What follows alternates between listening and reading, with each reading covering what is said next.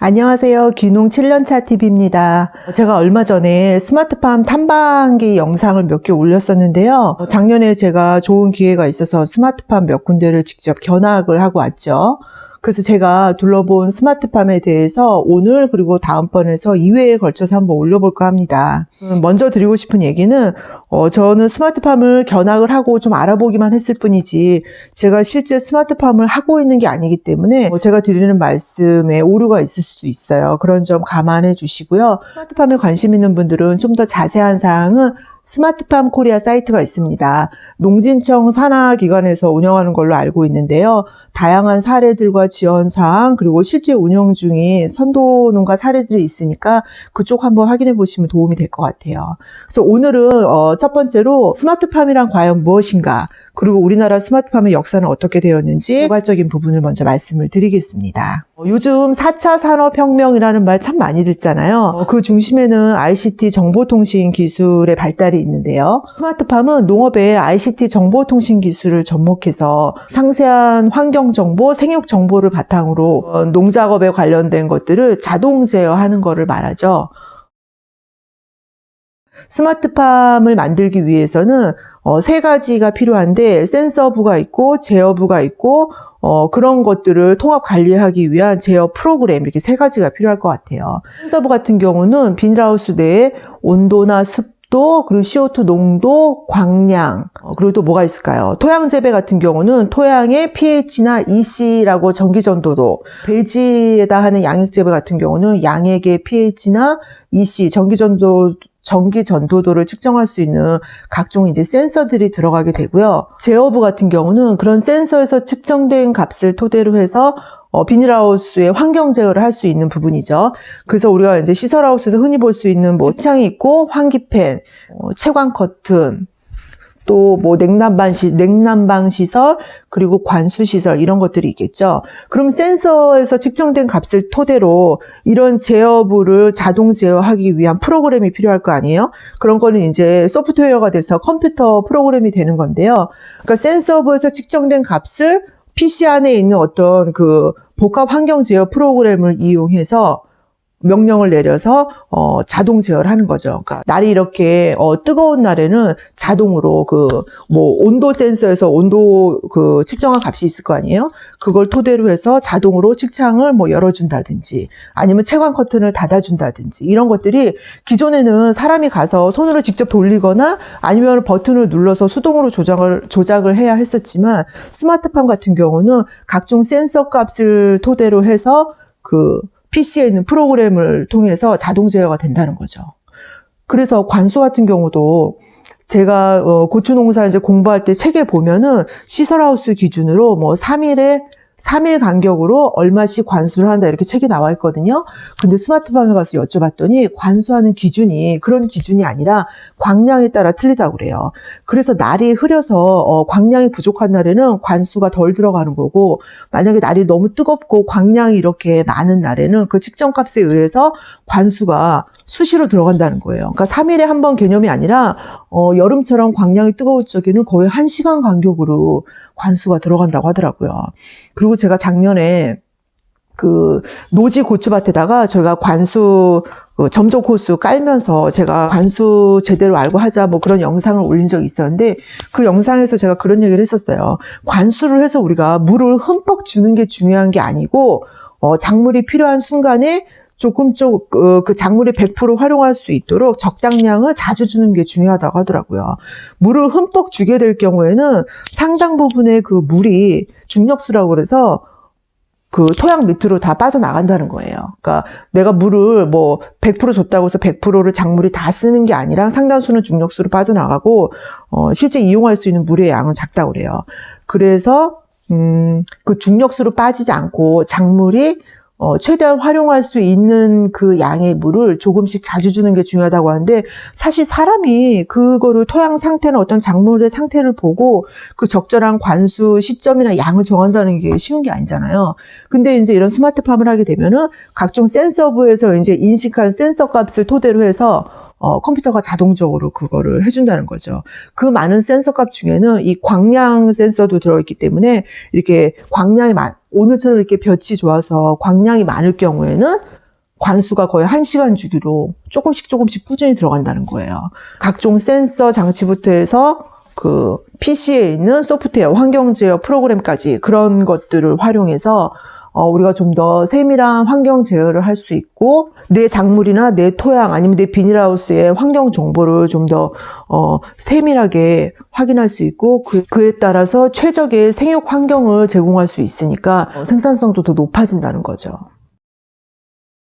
그래서 제가 이제 이 스마트팜에 대해서 막 찾다 보니까 이 스마트팜에도 역사가 있더라고요. 그래서 뭐 1세대, 2세대, 3세대 이렇게 나누는데 우리나라 기준으로 봤을 적에 1세대 스마트팜은 말 그대로 우리가 이제 비닐하우스에다 CCTV 같은 거 많이 달아놔서 그 CCTV로 스마트폰에서 영상을 이제 내 비닐하우스의 환경을 확인을 하는 거죠.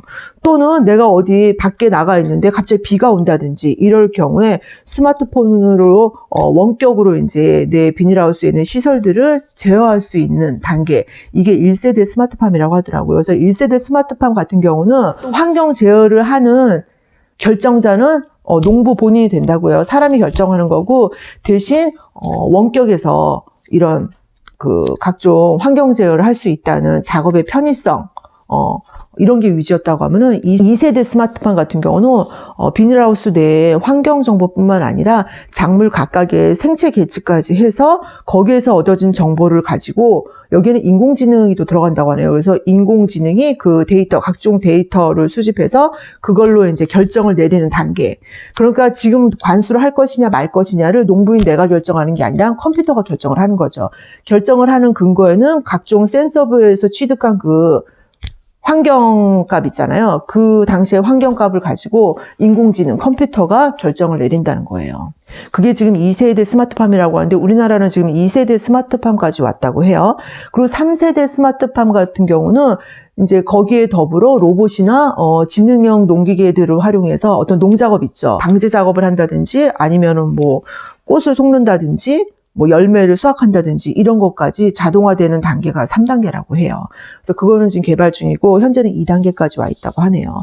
그래서 제가 방문한 그 스마트팜도 봤더니 예전에는 우리가 시설하우스 농사를 지을 적에 뭐 관수를 하려면은 내가 이제 양액을 다 만들어가지고 사람이 가서 어떤 스위치를 누르거나 해서 물을 주는 거잖아요. 관수 물을 주고, 뭐 측창을 연다든지 아니면은 그 채광 커튼을 닫을 적에도 농부가 가서 예전엔 손으로 다 돌렸다고 그래요. 그래서 그 돌리는 것도 시간이 꽤 걸렸다고 하더라고요. 근데 지금은 뭐 그런 곳은 거의 없을 거예요.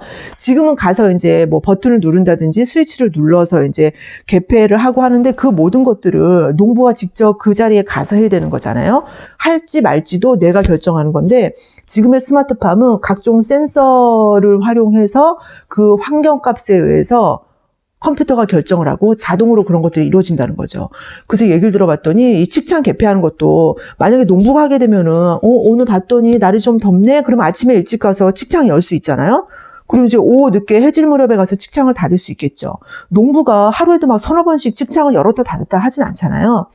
근데 이 스마트팜 같은 경우는 정확한 이제 온도 센서나 뭐 습도 센서, 뭐 광량 센서 이런 것에서 수집된 정보를 토대로 하루에도 여러 번 측창이 열렸다 닫혔다 하기도 하고 그리고 차광 커튼이 뭐 이렇게 덮였다 열렸다 하기도 한대요. 그리고 관수 같은 경우도 뭐 3일에 한 번, 하루에 한 번 이게 아니라 거의 뭐 시간마다 들어갈 수도 있고 흐린 날에는 아예 안 들어갈 수도 있고. 그래서 스마트팜이 말 그대로 과학의 영농이죠. 그래서 뭐 요즘 들어서 4차 산업혁명이다, 뭐 인공지능이다, 뭐 스마트 공장이다, 스마트 시티다 말 많잖아요. 근데 사실 이 스마트팜이 시작된 지는 꽤 됐죠. 그래서 우리나라 같은 경우도 이 스마트팜에 지원하는 ICT 융복합 확산 사업 지원 사업이 있어요. 근데 이게 처음 시작된 게 2014년도라고 하더라고요. 근데 지금 2020년이니까 벌써 6년 차? 6년 차죠. 7년 차인가? 그래서 실제 우리나라에도 스마트팜이나 스마트 축산 농가가 꽤 된다고 합니다. 단지 내 주변에 없어서 나만 몰랐던 거죠. 그리고 이 개인 농가뿐만 아니라 대기업에서도 신사업으로 많이 하고 있더라고요.